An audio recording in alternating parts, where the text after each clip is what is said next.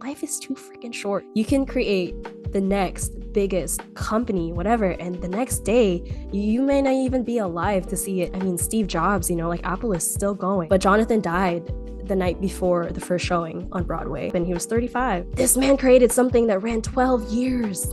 Broadway. If you create something that comes from the heart, chances are you're going to find an audience that resonates with it as well.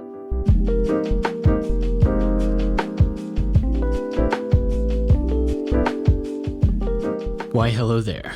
Today we are doing something a little different, something I'm really excited about, because the vision moving forward is to have more conversations with other creators out in the field. To be honest, I get tired of hearing myself talk about creative process and all the fun things so much, and I feel like a great way to sort of break that is to have these conversations and get insights from other creators. And I'm specifically really excited about this one. We talk a lot about the hurdles that come with being a creator. So if you're a creator and you're just getting started, or if you've already started and maybe you feel like you're alone, I think that this podcast can really help you. And at the end of the episode, I have a very special announcement, so stay tuned till the end. Without further ado, let's go ahead and dive into the podcast and hear a little bit more about Riki. Hi guys, my name is Riki Rivera to be exact. I am a support engineer. Kind of recently, it's been a couple years now, but I switched from healthcare to tech in 2021. And I'm also a YouTuber. I guess I'm a content creator. I do YouTube, TikTok, Instagram, dabble in all the content creation things. Thank you for having me, Ashton. It's pretty exciting. So I'm curious, how would you describe your style of content, or maybe your interests in content, and what led you to that point? Oh my gosh, I think my style of content is to put it into one word, it's vlogs. Like lifestyle vlogs. I think I'm still playing around with it because, gosh, vlogs look so different now than they did before. Well, like they do and they don't. So I feel like a few years ago, vlogs were just purely, this is what we're doing, this is what the day looks like, which to a sense, or to an extent, is still kind of the same thing as vlogs now. But I think vlogs now just have a little bit more of an analytical kind of aspect to it in terms of like SEO and making sure that's all in place and you have all the right keywords and all that. So there's a little bit more technical aspect to it. But also as a beginner YouTuber, you don't really think of those things anyways. So I guess my style is more of like vlogs. The style I want to have, a little different. It looks different. My vision for the future, especially probably within the next year or so, is to put out more educational content, but educational in terms of like my experience and the journey that I went through in order to get to X, Y, and Z. So, for example, one of the pillars that I have right now is career, right? Because I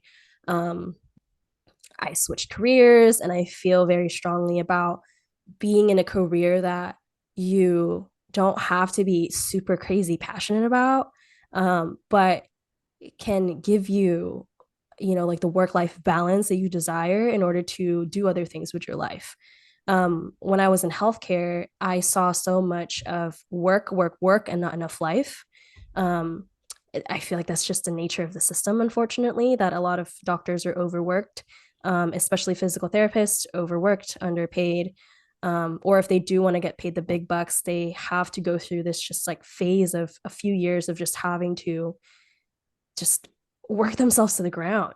And, I thought to myself, like in my 20s, I don't know if I want that. And I don't know if I loved physical therapy enough to want to be in that field. And also, not to mention, accrue so much student loans on top of the undergraduate student loans that I already had. So, stepping back and trying to think of, okay, well, what else can I do? And leaning into kind of like the more technical side of my interests and becoming a support engineer. That's when I realized like your career doesn't have to be your life. Like your life can be entirely separate. Like you can just have a 9 to 5, clock in and clock out and do something completely different. So I definitely want my channel to go towards that direction of showing that part of my life and sharing that with people, because I would hate for people to kind of live in their 20s or whatever stage in their life just like hating their life and feeling stuck, because I don't think you're ever stuck anywhere in any place at all, and you can be 50 and change your job. That's literally what my stepdad's doing right now. Yeah, style, more lifestyle, but moving forward, definitely want more educational, but I'm definitely not going to let go of lifestyle content. It's just fun. And it's like almost like a documentary for myself, or like a docu-series, where later in life, I know I'm going to want to look back into this and be like, oh, what did I do in 2023 or 22 or whatever year it may be. So, what would you say is your overall goal with YouTube? I think personally, I would just love to continue documenting my life and just sharing that, because I think there's so much value to learning from other people through seeing what they're going through and like seeing their perspectives. Um, and I feel like that's the beauty of YouTube, is you can almost have a conversation with someone without having direct contact with them because of what they share online. Um, like so many people post things about like buy an apartment in Toronto and like, oh, what did my apartment hunting journey look like? What did I look for? What should I have thought of before I bought or before I signed on to this apartment at X, Y, and Z? Um, and so I feel like that's how I gather information nowadays. And I would just love to be that for somebody else. Like if I've learned just within the past couple of years that I'm never alone in the stuff that I've gone through. There's always someone that have gone through it, or is gonna go through it as well. Um, it just looks differently, like we all kind of come from different places, but at the end of the day, like I'm not the only one who switched careers, you know? So if I could help another person make it easier for them to do that and not have to go jump through so many hoops that I had gone through, then I think I would have done my job. So at the end of the day, I'd love for YouTube to just be a platform where I'm able to connect with other people and help other people out and really build a community of people who have the same interests as I do and like share the same perspectives and kind of just like grow through life. And I mean, maybe one of these days, in 10 years or so, I'd love to produce something. It could be a show, it could be a movie. Not sure what that looks like yet, but yeah, I definitely love to be on the more on the producing side of things. What you said is like a little nugget for the listeners. So, I feel like if you want to start YouTube or you're having trouble figuring out what to create content about, it's always helpful to lean into what you already know, sort of. So, like, reflecting on your experiences and creating content that's almost directed towards your younger self. Like, what does my younger self need in terms of career transitions? What is something that you wish you could have told yourself 3 years ago? In 2020, gosh, It's already I been think there's a lot 3 years. of things I wish I would have told myself in 2020. Yeah, let's talk about that. I think if I could just go back in time, I'd tell myself, if anything, to start YouTube sooner. Because in 2020, I had all the time. And to be fair, I did do something creative. I did stream on Twitch for most of the year. So I was kind of in the content creation space, but um, I I feel like when I look back on my backlog and like the hard drives that I have so much content. Like I have so many videos from 2020 that I never put together, or even in 2021, that I feel like, I mean, I love looking at the raw videos now, but it would have been kind of nice to like look back on the actual like put together final video. But like, when I talk about this, like I wish I was able to look back on that process and really see it instead of just kind of talking about it with people. Because that's just, I don't know, I just love reliving those memories. So yeah, going back in time, I definitely would tell myself to start sooner. Before you started, what do you think held you back? I think it was definitely just a lot of self-doubt. I mean, one of the reasons why I started Twitch was also because I wasn't sure what I wanted to do. but I knew I wanted to be a content creator because I had just done it for so many years and I've seen people do it. And I always look at people's videos and be like, oh, I could do that too. But I think I just had a lot of doubt because I just hadn't, I think I hadn't worked through the judgment and expectations that people had, um, I guess, of me when I was in high school. People were constantly pressuring me to be this kind of an influencer, or they would tease me like, oh, you're always creating content, you're always taking videos. And when I think about that now, I'm like, that was not a bad thing to say, but people can be mean. So I let it get to my head, and I don't think I had built up enough confidence within myself to say, it doesn't matter what people think, this is what I want to do. So finally, I kind of let that go. And in 2022, which is ironically the year I posted the least amount of videos in the past couple of years, I kind of sat down with myself and got real with addressing those issues that were more internal, and telling myself that I need to set a solid foundation for knowing why I'm doing this, and knowing and reminding myself that I love to do this, because the judgment, the quote unquote haters, I guess you could say, they're not going to go away, and they're in every comment section. And even if they're not there now, they will be later. And Yeah, I just, I think I've, through also OVF, like with your course that you've created and we've kind of created together too, like it's really helped me kind of hone into the why and the more intentional way of kind of going about content creation. And I think that's helped me a lot. And I think that's what propels me forward to this day and gives me a lot more confidence that even if this video flops, it doesn't really matter as long as there's something that I learned from it. Because the opposite happens too, where it takes off, but I don't like it.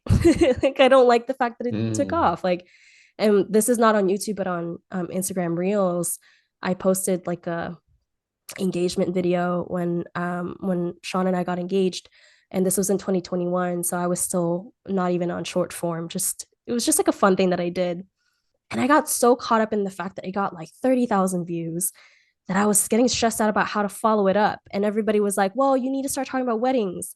But we weren't wedding planning at the time. So I was like, I don't want to talk about weddings. um, that was one of those things where I realized you can't let the numbers get to your head, or at least just be mindful that sometimes things are going to take off when you don't want them to, and sometimes they're not going to when you do want them to, and it's just part of the game at the end of the day. And as long as you're constantly creating and you're constantly learning as a creator, then that's all that matters. How do you balance your intention with the natural human's obsession with results? It's a lot of God, it's a lot of like keeping your eye on the prize, and that's what I've learned that literally past week and a half or so. I realized that the first quarter of the year, and I keep track of quarters because of work, and a 9 to 5, our business operates in quarters. And so I realized, like, you know what, let me just sync up my personal business, my personal content stuff to my 9 to 5. And when we started to talk in my 9 to 5 about quarter 2 and setting goals for quarter 2, I realized, like, holy cow, quarter 1's over or almost over. It'll be over at the end of March. So when we started setting like new goals and kind of recalibrating at work, I realized, like, maybe I need to do the same thing for my business, for my personal goals and my YouTube goals and things like that. Um, and so I've been spending the past week and a half just on Google Calendar and this new task management system that I've stumbled upon called Sunsama. And it's amazing to me because it just helps me kind of see everything that I need to do and organize everything. And it's also helped me set the goals that I want for myself within the next 3 months. So I guess it's really just setting the big goal and then breaking it down to chunks. And there's a saying that goes, how do you, I think it's like translated from a Chinese maybe proverb maybe or something, where it's like, how do you eat an elephant? You eat it piece by piece, which is basically just like you take this big picture thing and you chunk it down into bite-sized pieces. And I guess another analogy would be like, how do you build a house like brick by brick, right? Like you can't just throw it all on there and it's already put together. Like you have to do the work of like making sure that you have whatever you need for it to stick properly and for it to be set properly and, doing all of those things. So I guess it's just like keeping your eyes on the prize. And with content, it's almost like you need to be in the middle of meeting yourself and your audience in the middle of doing what you like and creating what you like, but then also giving them what they like to see. Um, and it's a constant battle of like, it's almost like a push and pull. Um, it's like the just the constant like ebb and flow of like content. But I feel like once you get to that rhythm, it gets a lot easier. I can only say this from TikTok experience because I don't genuinely do not think I've posted enough on YouTube to feel that ebb and flow with my audience. But from what I've gathered on TikTok and a little bit of what I've gathered on YouTube, um, yeah, there just has to be a balance between like, I'm going to make this because I want to make it, even if it doesn't perform well. And I'm going to make this because this is what the audience wants. And so that gives you the flexibility to be able to create with the freedom and allow yourself to be creatively, I guess, like free to just like make whatever you want. But also, there's a little bit of strategy to where like you're giving the audience a little bit of what they like as well. Um, I want to touch on this really quick before I lose it, but when you had said that it's easier to kind of create content that resonates with people, sorry, it's easier to kind of create content about things that you already know because it's easier to like for that content to resonate with people because it's like real life experiences. It reminded me of Tick Tick Boom. Have you seen that musical at all? So Jonathan, or what about Rent? Have you seen that? Are you into musicals? Not really. Okay. Chances are I might not know any of Yeah. these. But basically in the film, Jonathan Larson, the way he started Broadway or started becoming a writer was he wrote about this like scientific out of space type of like story and he called it Superbia or something like that. He ended up breaking up with his girlfriend in the process, and this was also the time when AIDS was like coming up out of like the LGBTQ or the gay community, and there's just a lot of things that were going on in New York City at the time. um he puts on the show, a bunch of people come, a bunch of producers come, big people come, and when he calls his manager, he's expecting someone to say, I'm going to write you a check, we're going to put this on Broadway. His manager calls, hey, you did a great job. And he's like, that's it? Like, that's it? And she said, you write your next one. And he's just discouraged and he feels like shit. And she said, I've been doing this for a long time. A word of advice, write something that you know about. And so the next one he writes is Tick Tick Boom, which is a musical or a play about his entire experience writing Superbia, which is essentially the movie. That's why it's hard to explain because it's almost like Inception. Right. But it's just so good because Tick Tick Boom was so good because it was about his experience and it was about him breaking up with his girlfriend and finding out his best friend has AIDS and fearing that his best friend was going to die and seeing tons of his friends die of AIDS and just being a struggling writer in New York City and writing this play, and then the night before the play you're supposed to have this one really big piece written and your lights go off and you have no electricity because you haven't paid the rent because you have no money, so you need this play, and it's crazy the way it's written. And I just wanted to share that with you and with our audience because it's a true testament that what sticks with people is it's like true life experiences, right? It's like, and it's just really, it's so true. Like if you create something that comes from the heart, that is genuine, that you resonate with, chances are you're going to find an audience that resonates with it as well, and it's just going to make the job so much easier, and it's going to make it so much easier for you to find your people versus when you create content that you think you should be doing, that you think you should be creating, that you don't really resonate with, like people are going to catch on to that, or you're going to catch on to that and you're not going to stick with the schedule, or you will and then you'll burn out. It's really important for you to create content, whatever that looks like. YouTube, TikTok, you could write music, whatever, that really resonates with you first and then resonates with your audience second. It brings up the point that nobody can take your story from you. So if you don't know where to start, just reflect on your story and talk about different things. I was reminded through a podcast the other day that there's so many things that every single person knows because of their experiences that they think everybody else knows, but they don't. And even the smallest details that seem so obvious to you are completely not in somebody's head. Like they are in a totally different place. So I love the fact that you brought that up, because I think it's so important, because it's going to help you avoid the self-sabotage, because nobody can take that story from you. You can't be rational with your dreams. In order to achieve your dream, you have to have a relationship with risk, because a dream is something that you just have not done before, right? And speaking of the unknown, and you need to be able to lean into that fear. It's really when, they say take a leap of faith, that's literally what it is. And to your point too, like sometimes like you just have to kind of, and being an artist, you just have to trust where your creativity is going. Like for me right now, I feel like I have a shit ton of bricks and I don't have a house, and like I feel like I've laid out the foundation and I've rearranged the foundation 20 million different times in the past like 10 years I've been trying to do YouTube. But now it's time for me to take the 20 million other bricks that I've created, which are basically just ideas that are in my head, and start laying them down on that foundation so then I can eventually have a house.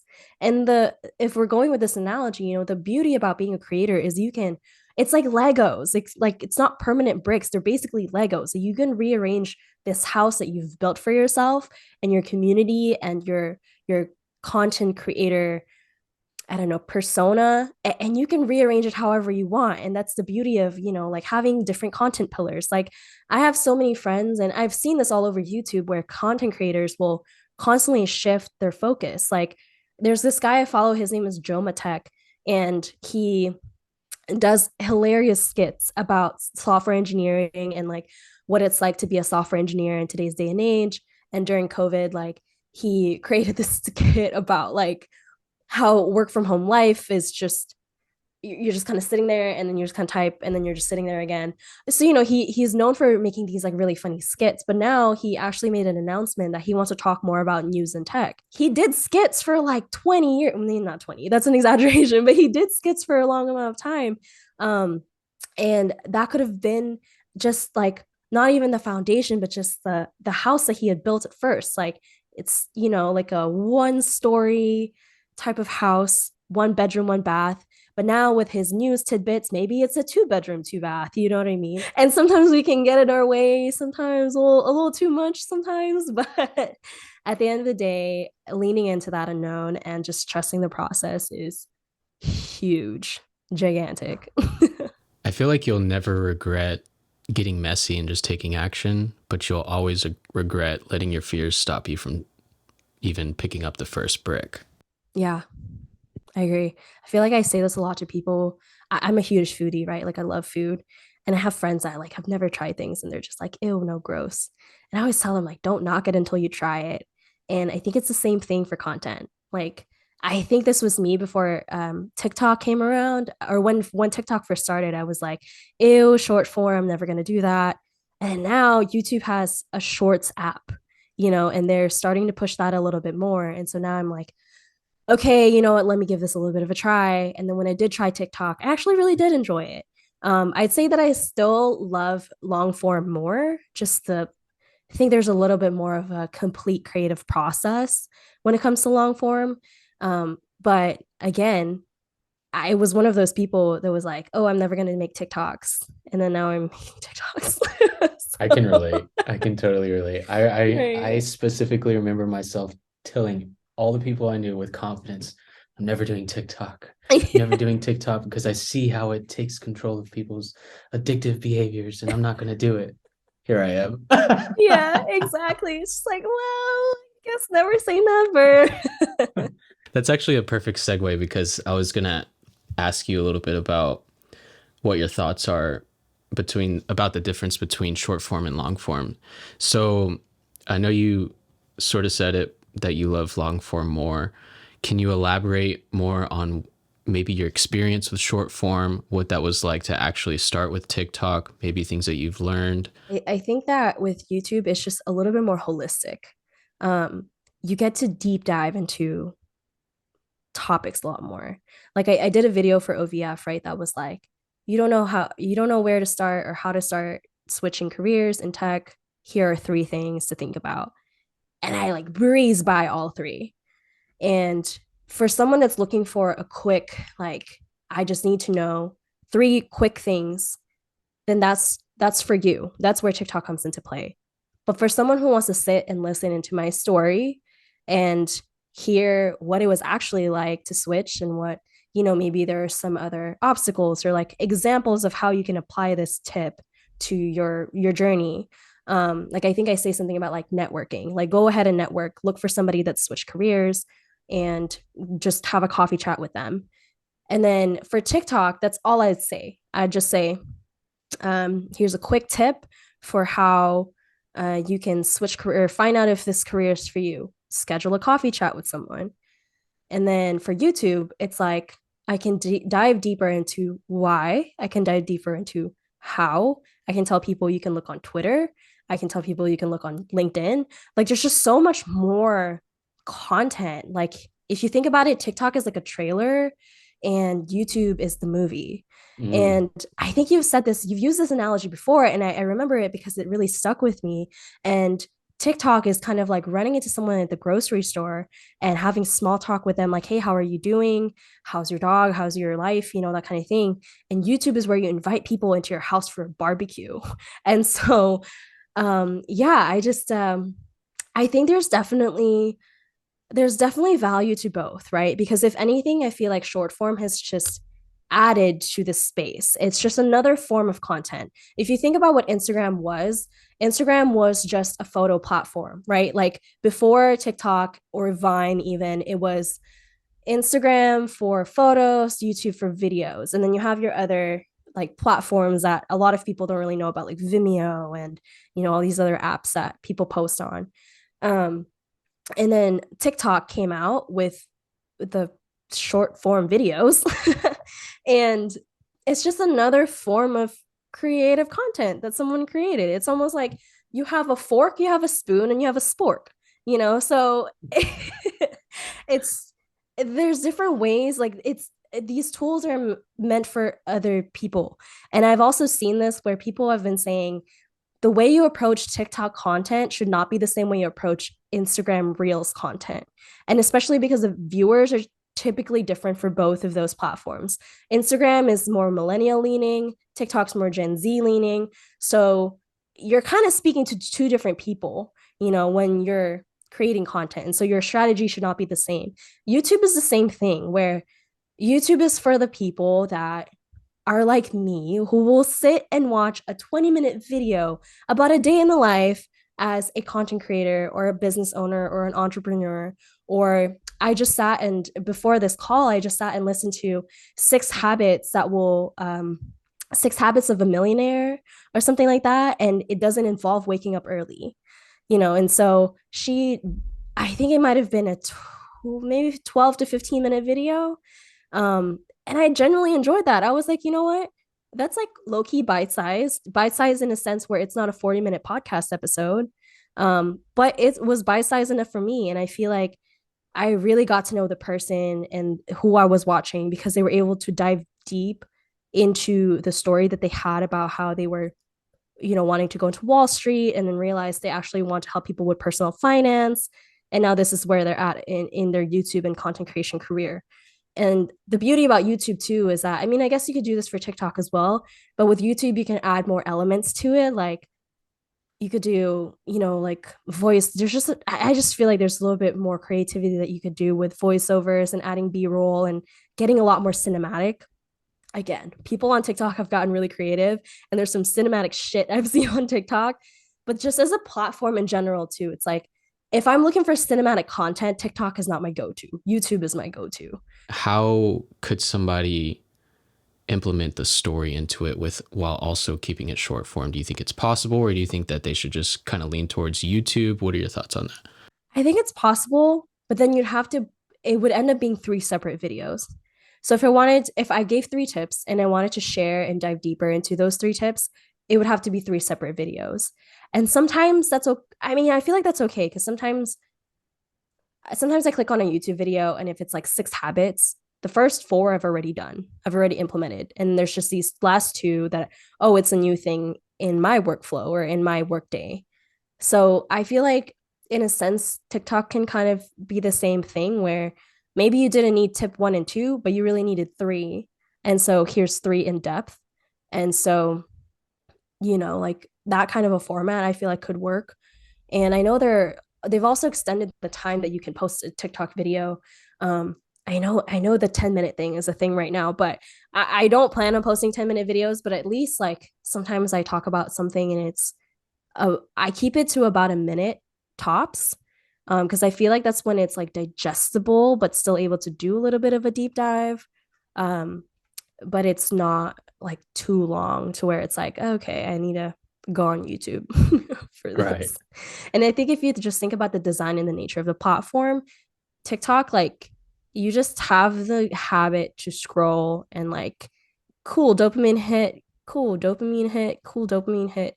YouTube, it's like you have to prepare yourself to sit down. It's like I watch YouTube a lot when I'm eating lunch or dinner, which is probably not the greatest habit. But that to my point, it's like I can grab a bite to eat and sit and watch a YouTube video. I can't really do that with TikTok. I would say it's not a bad idea if are not, you haven't created any pieces of content yet. Maybe start with short form, like kind of get used to the process of doing really bite sized videos, hone in on the process, and then convert that process to the long format. Because that, reflecting on my journey, that actually helped me a lot whenever I took a break from YouTube and just did TikTok. That creative process ended up translating back into YouTube and made me a lot more intentional. So maybe that could be something worth thinking about if you're listening to this and you are just having a tough time wrapping your head around the idea of creating a 10-minute video. Like, what the hell are you talking about? Yeah, I feel that pain. Maybe just start with, start small, start on the topics that, are relative to your experiences, share them with the world, and get in the habit of just pressing record. And if you want to dabble into YouTube, which I highly recommend because of just the holistic aspect to it and your ability to connect with people on a deeper level, invite them into your home, right? Right. If we just have like a lot of surface level relationships and we don't have our best friend that we can invite for the weekend, we might feel like there's a little bit of gap. Or that could just be me personally. Would you say that there was something specific about the creative process in your experience about short form that helped you with YouTube? I think being fearless is easier on short form because you just don't have to keep people's attention for as long as you do on YouTube. So I feel like it's a good platform to practice being authentic and like being yourself. And I even stumbled upon this TikTok that said, this guy has been posting on TikTok every day for the past year. And this is the first time I've ever run into his video. Um, but he's been posting every day for the past year because he's practicing his public speaking skills. And he said, so I'm just going to speak. You're going to hear me out if you want to. If not, you have free will. You can literally scroll past this video. So he's practicing that. And he's also practicing how to not give a shit about what other people say, which I think, again, is easier on TikTok than it is on YouTube. Um, so I think that's really helped me. Um, Also, the whole process about like batching content has really helped me. And I learned that through TikTok for some reason, not YouTube. um, but just and it doesn't have to be like you have to record 12 videos in a day. Because for TikTok, that's doable, right? Especially if they're only like 6 seconds each. But for YouTube, 12-minute videos or 12 videos, 10 minutes each, like that's a lot of videos. But it's more so just like batching your tasks into your days. Um, it makes things a lot easier and a lot more seamless and a lot more focused. And it's also a lot more sustainable than just like editing 3 videos in one day, filming 3 videos in this day, and then posting it all on this day. Like having a set schedule and a little bit of a structure has definitely helped. And I, funny enough, learned that through short form. For me personally, one of the things that I really struggled with in the beginning was the writing phase, like creating structure for the video.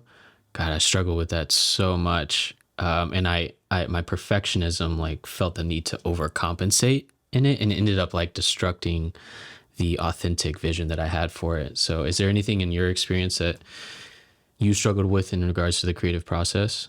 I think I struggle with the scripting part. And it's not even scripting in a sense where like you have to script word for word what you're going to say. But I think just kind of thinking about like, what is my point here? And what is this message I want to relay to the audience?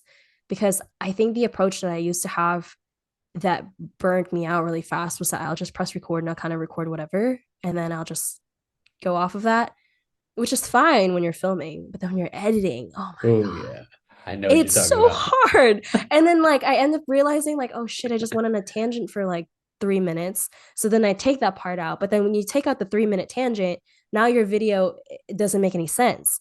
So it's like, it's like, what was I trying to say here? So definitely like scripting, but scripting in a sense where you just like bullet point what you were trying to say. I feel like even having just like a guideline. Like an Um, outline. yeah, that's what I've been trying to implement into just my creative process. Because I definitely get into that mode though where I am basically writing a blog post, but then I have to remind myself like I'm not going to say this how I see it unless I have a teleprompter. And even if I did, it just wouldn't be as fun. So having a guideline is definitely a lot easier. So I would say that's something that I'm trying to work on right now. I always struggle when I watch videos and I can tell they're reading off a teleprompter.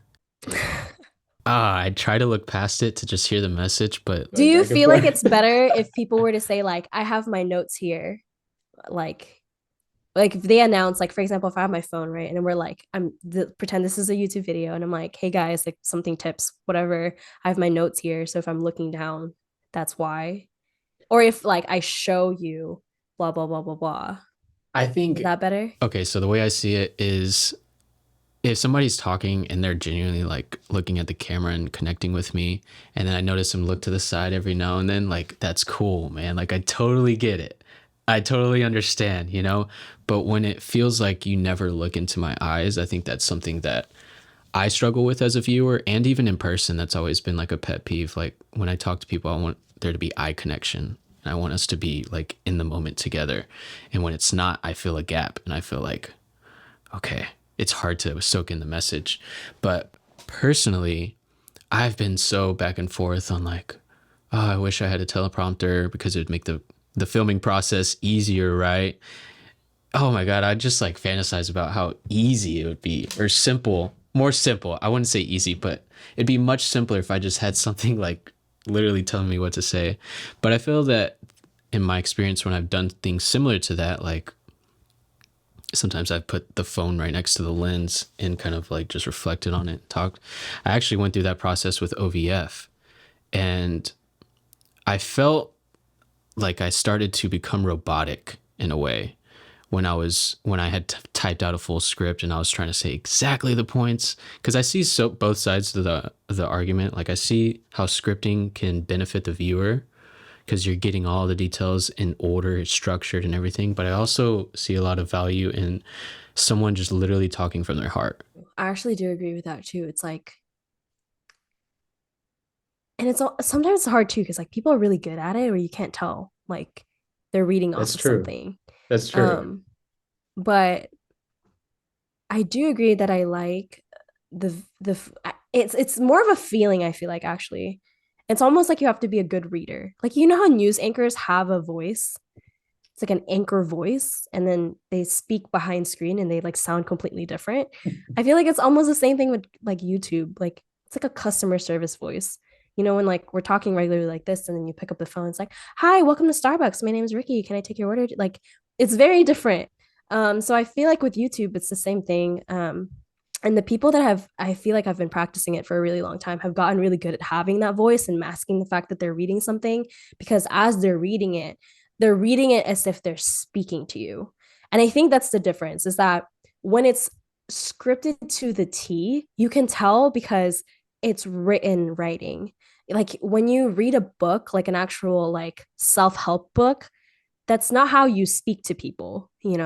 Like it's very structured, it's very like grammatically correct. You could just tell there's not as much of a flow versus when you are just speaking like this, kind of like this podcast episode. And I feel like I've done this before where I don't know if you remember the video that I posted, or I haven't posted it, but I submitted for OVF, but that one was actually scripted too. I wrote every single line, but the way that I spoke it as if I was like talking about it on the fly. Um, so I think it just takes some practice and some skill. It's almost like acting, which like I don't like saying that because then it sounds like you're putting up a front. But at the same time, it's almost just like you're practicing it for a presentation. Like no one wants to sit through a presentation where the person doesn't know what they're talking about, or they're constantly like, what's my next point again? And they're looking at like the next bullet point. But you also don't want to be in a presentation where they're just reading off the slides. You want a presentation where you get a little bit on the screen and you're able to kind of see them talk impromptu. So, in a sense, like, yeah, I guess it's kind of like, I agree with you. It's like a love and hate relationship thing. But I think it all comes down to the delivery of it. So I feel like as long as you have that, and it's all about intention too, right? Because like as you're writing the script, you have to keep in mind, like, is this how I talk? And if it's not, then you have to change it if you're going to be reading off of it. Um, so I think if I were to get a teleprompter, it's probably what I end up doing. Is there a specific message that you keep in mind whenever you're filming those voiceovers or those videos? Like, what would you recommend someone keep in mind if they're saying out loud their first script ever? But you are going to be uncomfortable listening to yourself edit. So the number one tip I have is to love your voice, and love your voice because not everybody has it. Not everybody has the privilege to be able to speak their thoughts, their opinions, their perspectives. And it's a gift to be able to say what you want to say and to be able to, share your story. And so, even though it's cringy at first, like that was the biggest thing for me, was learning to love my voice. And I love how this is coming together full circle, but when I first started to get teased about singing, I hated my voice. I started to just like hate the fact that I was singing, and I was just so um critical about myself. And even in hindsight, even though I was a little flat in most of the songs, I'd listen and I'm like, I'm flat, but my pitch is there. Like, I'm not tone deaf. Like the tones go up when they're supposed to, and they come down. Like, I could, probably score a pretty high score in Guitar Hero or whatever. So, like in hindsight, like years later, I look back and I'm like, wow, if I had just continued and developed my voice, I'd probably have an album out. So it's the same thing. Like I didn't want to feel that way towards YouTube. I wanted to, I really just embraced what I sounded like. And nowadays, sometimes I get a little bit frustrated with myself when I have the tendency to run on tangents, or I will be frustrated with myself when I'm editing and I have like so many likes, or I do the whole thing where I just repeat the same thing twice. I'm just very redundant. And I'm like editing and I'm like, oh my gosh, I wish I was just a better speaker.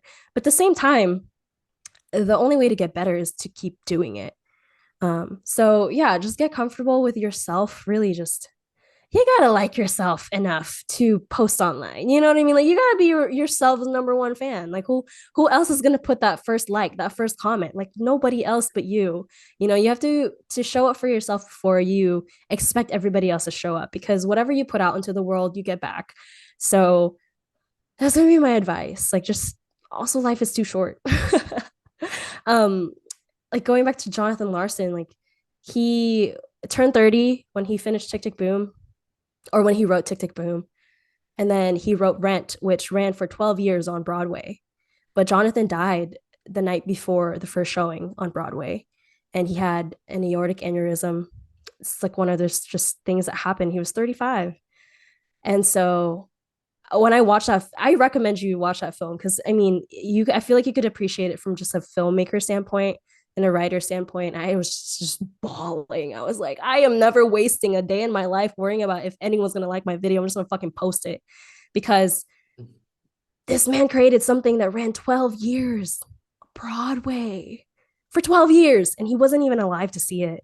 And that's the kind of legend that he was, you know? And so, again, life is just too short. You never know what you're going to create. And, you know, at the end of the day, I want to leave this world having an impact on it. And the only way I'm going to be able to do that is if I put myself out there. So I encourage every single one of you listening to this to do the exact same thing, whether that's one or 1,000 people. Um, yeah, that's kind of my message for you all. For the listener's sake, can you say the name of those plays again? Tick Tick Boom is the play that is kind of turned into a movie. It's on Netflix. I'm not in the Ah. play. I'm not in the movie. I'm not in the show. This is not sponsored. I feel like Jimmy Fallon does that. He's like, oh, so you're in this movie. And then they kind of advertise the movie. But yeah, it's on Netflix. Um, and yeah, you'll see everything that I talked about on there, including like Suburbia and Rent.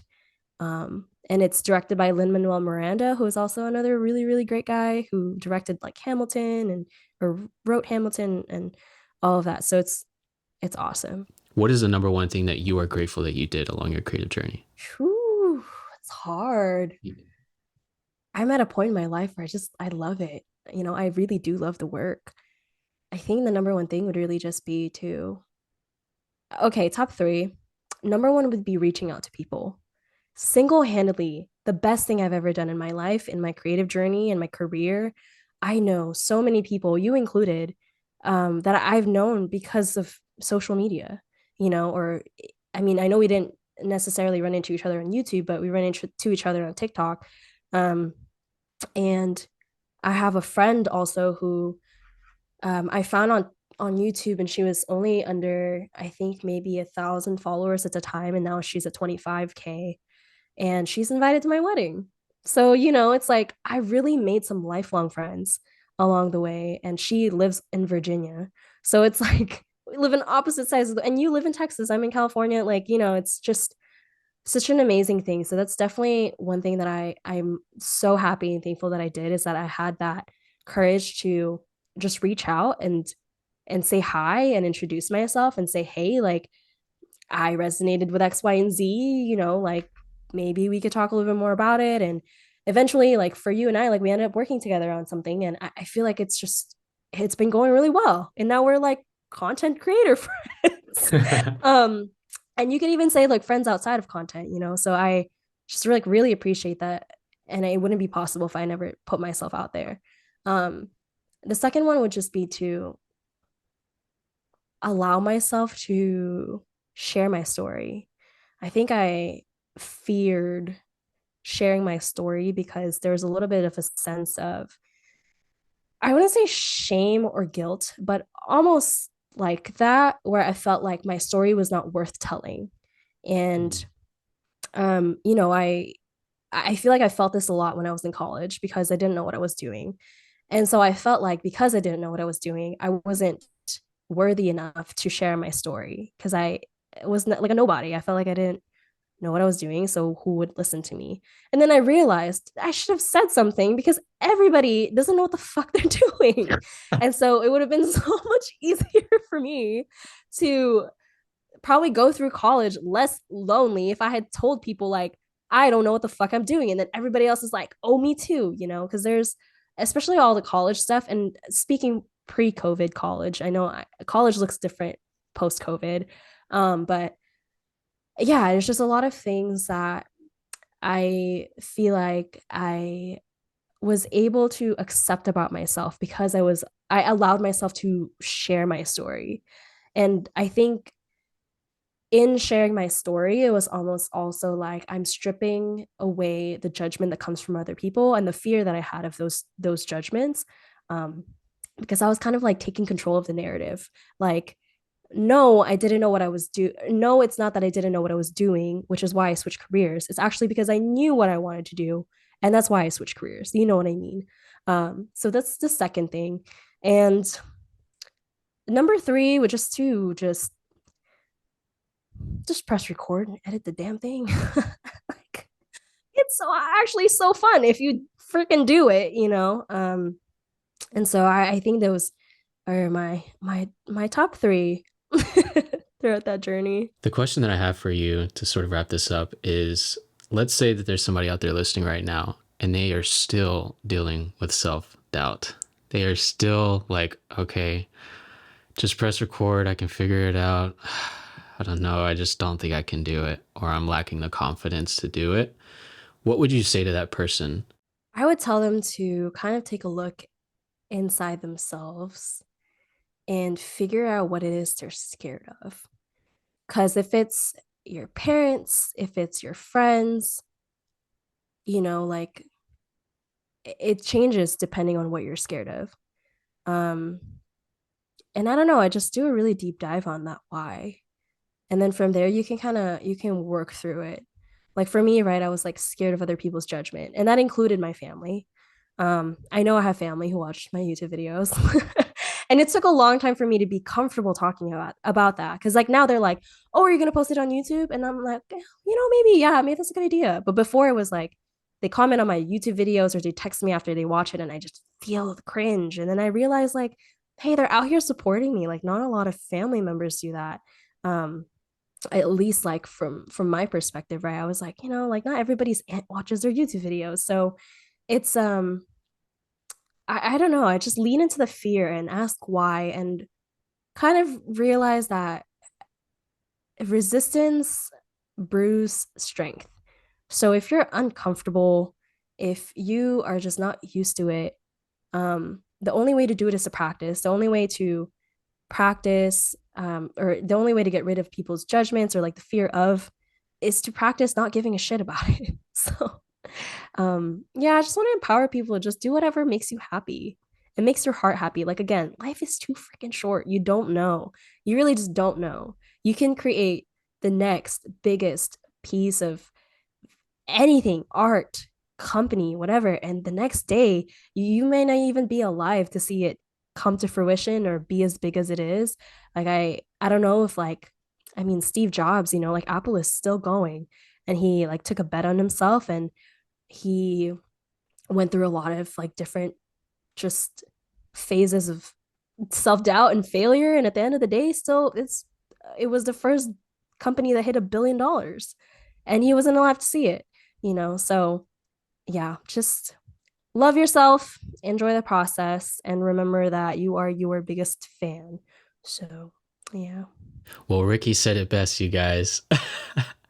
I absolutely love all that advice. I resonate with it 100%.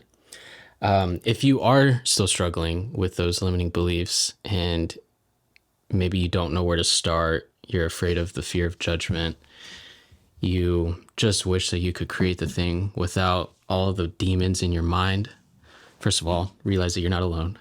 Even people who are still creating still deal with that. I actually want to make an announcement that if you're struggling with those things, I'm actually releasing the organic video formula on YouTube for free so that more people can get over the limiting beliefs that they have. And I actually meant to tell you this.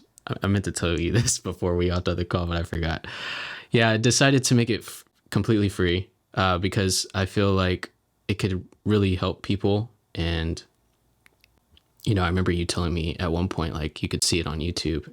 And so I was reflecting on that, and I was thinking, well, the organic video formula is more so like a get over your limiting beliefs, develop a mindful routine, develop a process that excites you. And I just want that to be available to everybody.